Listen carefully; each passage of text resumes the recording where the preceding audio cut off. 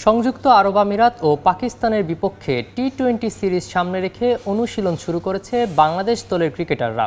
প্রথম দিন উপস্থিত ছিলেন 5 ক্রিকেটার। এ দলের সিরিজ দেখতে সিলেটে থাকায় যোগ দেননি হেড কোচ ফিল সিমন্স, ছিলেন সিনিয়র সহকারী ও ফিল্ডিং কোচ। কন্ডিশন বুঝে খেলতে পারলে 2 সিরিজেই ভালো করতে পারবে বাংলাদেশ, বিশ্বাস বিসিবি কোচ তারেক আজিজের। তবে টাইগারদের মেডিকেল টিম নিয়ে বিস্ফোরক মন্তব্য করেছেন সদ্য আইসিসির লেভেল 3 কোচিং কোর্স সম্পন্ন করা এই কোচ। দেশের ক্রিকেটে পূর্ণ ব্যস্ততা। এইচপি ইমার্জিং এ দলের পর শুরু হলো জাতীয় দলের অনুশীলন ক্যাম্প। সামনে আরব আমিরাত ও পাকিস্তান সিরিজের 7 টি-20, এরপর আছে শ্রীলঙ্কার বিপক্ষে 3 ফরম্যাটের সিরিজ। লম্বা সময়ের জন্য ব্যস্ত হচ্ছে টাইগাররা, তাই প্রস্তুতিতে কমতি রাখতে চায় না বোর্ড। তবে প্রথম দিন যোগ দিয়েছেন মাত্র 5 ক্রিকেটার। সিলেটে এ দলের সাথে আছেন 4 জন, টেস্ট দলে থাকা 5 জন বিশ্রামে, আর পিএসএল খেলতে ব্যস্ত রিশাদ হোসেন ও নাহিদ রানা। এই হলো টাইগারদের 16 সদস্যের টি-20 স্কোয়াড। হোম অফ ক্রিকেটের সেন্টার উইকেটে শুরুটা করেন সৌম্য সরকার ও তানজিদ তামিম। পাশাপাশি নেটে ব্যাট করা দুজনকে নিয়ে কাজ করেন সিনিয়র সহকারী কোচ মোহাম্মদ সালাউদ্দিন। জিম শেষ করে ব্যাটিং প্র্যাকটিসে যোগ দেন অধিনায়ক লিটন দাস। জাকের আলী অনিক ও মুস্তাফিজুর রহমানও ঝালিয়ে নেন নিজেদের। যে কন্ডিশনে আপনি খেলছেন সেটা সম্পর্কে যেমন আপনার পরিষ্কার নলেজ থাকা দরকার, এবং এটার অ্যাপ্লিকেশনটা কীভাবে হবে, অ্যাডজাস্টমেন্টের যে জায়গাগুলো, অ্যাওয়ারনেস অফ দ্য গেম আমরা যেটা সবসময় বলে আসছি, আসলে আমাদের ওই জায়গাটাতে অনেক বেশি কাজ করার আছে অ্যাজ এ প্লেয়ার, এবং স্কিলের যে ডেভেলপমেন্টের দরকার। আসলে প্লেয়ারটা নিজেকে কোথায় দেখছে, যে আগামী 1-1.5 বছরের ভিতরে আমি আসলে ওয়ার্ল্ডের এরকম জায়গায় যাইতে, অন্য চ্যাম্পিয়ন বলাররা আসলে নিজেদেরকে কীভাবে দেখে, অন্য চ্যাম্পিয়ন ব্যাটাররা নিজেদেরকে কীভাবে ট্রান্সফর্মটা করেছে। তো সেই জায়গাগুলোর প্রতি আমার মনে হয় প্লেয়ারদের অবশ্যই আরও বেশি মনোযোগী হওয়া উচিত। মোস্তাফিজকে নিয়ে দীর্ঘ সময় ব্যস্ত থাকতে দেখা যায় মোহাম্মদ সালাউদ্দিনকে। ইনজুরির শঙ্কায় এ দলের স্কোয়াড থেকে প্রত্যাহার করা হয়েছে কাটার মাস্টারকে। চোটের কারণে নেই তাসকিন আহমেদ। সাইফুদ্দিনের ফিটনেস নিয়েও সন্দিহান নির্বাচকরা। সব মিলে পেসারদের নিয়ে অস্বস্তিতে cricket board. Most of the time যদি দেখেন, যদি আমার পার্সোনাল ওপিনিয়ন ভোট এটা চান, তাহলে আমার মনে হয় যে আমাদের এই মেডিকেল যে ডিপার্টমেন্টটা সেটা অনেক বেশি আনারি, এবং যে জায়গাটাতে আমরা বারবার আমরা অনেক বেশি ট্যালেন্টগুলোকে হারিয়েছি। বিকজ তার আইডেন্টিফিকেশনের যে জায়গাগুলো থাকে, আসলে প্লেয়ারটা কেন ইনজুরিতে পড়ছে এবং কোন প্রক্রিয়াতে আসলে রিকভারি করে ফেরত নিয়ে আসার যে জায়গাগুলো, সেই জায়গাগুলো আরও বেশি মনোযোগী হওয়া দরকার, এবং প্লেয়ারগুলোর প্রতি অনেক বেশি যত্নশীল হওয়া দরকার। Because not only pace bowler, all are unique, যে ইন্টারন্যাশনাল এরিয়াতে আপনাকে সাস্টেন করতে গেলে যে ধরনের আমি বলবো যে ঘুরে ফিরে বলতে আসলে ইকোসিস্টেম দিয়ে আপনাকে বেড়ে ওঠা দরকার, সেই জায়গাটায় আমাদের একটা বড় গ্যাপ রয়ে গেছে। সালাউদ্দিনের পাশাপাশি ছিলেন বিসিবি কোচ সোহেল ইসলাম ও ফিল্ডিং কোচ জেমস পেমেন্ট। তবে সিলেট এ দলের ম্যাচ দেখতে যাওয়ায় প্রথম দিন ছিলেন না হেড কোচ ফিল সিমন্স। প্রিয় ফরম্যাটেই অধপতন। প্রায় 2 দশক পর ওয়ানডে র্যাঙ্কিংয়ে 10-এ নামল বাংলাদেশ ক্রিকেট দল। আইসিসির সবশেষ প্রকাশিত র্যাঙ্কিংয়ে শান্তর দলকে টপকে 9-এ উঠেছে ওয়েস্ট ইন্ডিজ, আর শীর্ষে আছে ভারত। এদিকে টেস্ট ও টি-20 র্যাঙ্কিংয়ে আগের অবস্থান 9 নম্বরে আছে বাংলাদেশ। টেস্ট টি-20তে দুর্বলতা স্পষ্ট, কিন্তু ওডিআই তো বাংলাদেশ ক্রিকেট দলের প্রিয় ফরম্যাট। সে পছন্দের সংস্করণেও এত করুণ দশা। ওয়ানডে র্যাঙ্কিংয়ে নিচে নেমে গেছে টাইগার বাহিনী। আইসিসির হালনাগাদকৃত র্যাঙ্কিং বলছে অবস্থান 10 নম্বরে।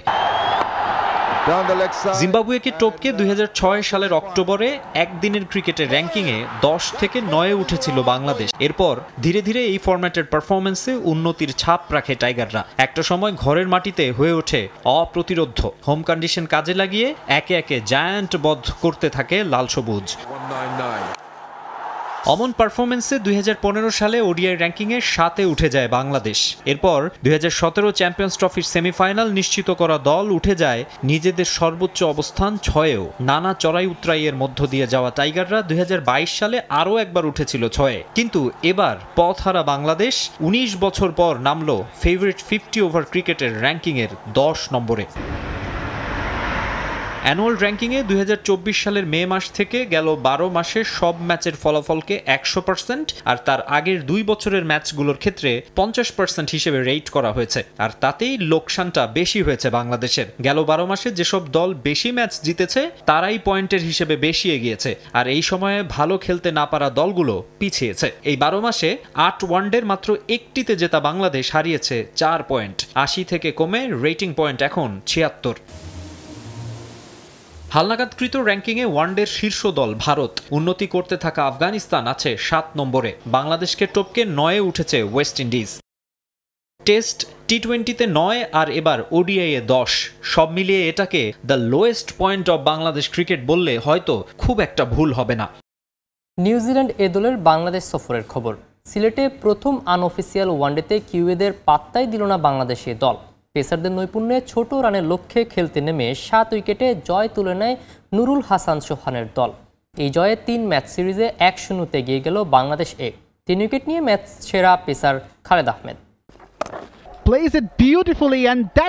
সোহানের ব্যাটে উইনিং শট যখন আসলো তখন ইনিংসের বাকি 136 বল। দুই দলের শক্তিমত্তার পার্থক্য এখানেই স্পষ্ট। সিলেটে এ দলের ব্যানারে হওয়া প্রথম আনঅফিসিয়াল ওয়ানডেতে পাত্তাই পেল না নিউজিল্যান্ড।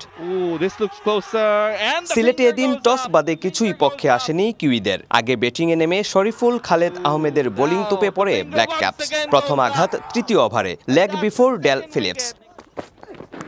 ফিলিপসের মতো এরপর টপ অর্ডারের আরও 3 জন ফেরেন 0 রানে। দলীয় 13 রানে 4 উইকেট হারায় নিউজিল্যান্ড। তবে এক প্রান্ত আগলে রেখে কিছুটা প্রতিরোধের চেষ্টা করেন ওপেনার মারাও। 42 রান করা মারাও কিছুটা প্রতিরোধ গড়েছিলেন ঠিকই, তবে তা পর্যাপ্ত নয়। তানভীর ইসলামের বলে স্ট্যাম্পিং নুরুল হাসান সোহানের। সিলেটে তখন 100 রান করাটাই অনিশ্চিত অতিথিদের।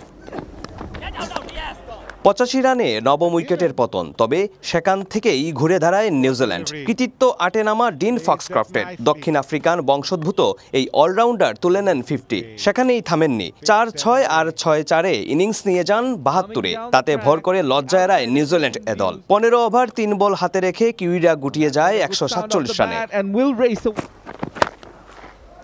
পুচকে টার্গেটে ব্যাট করতে নেমে শুরুটা ভালোই হয়েছিল, তবে জুটি বড় হয়নি। নাইম শেখ আর পারভেজ ইমনের ওপেনিং পার্টনারশিপে আসে 30।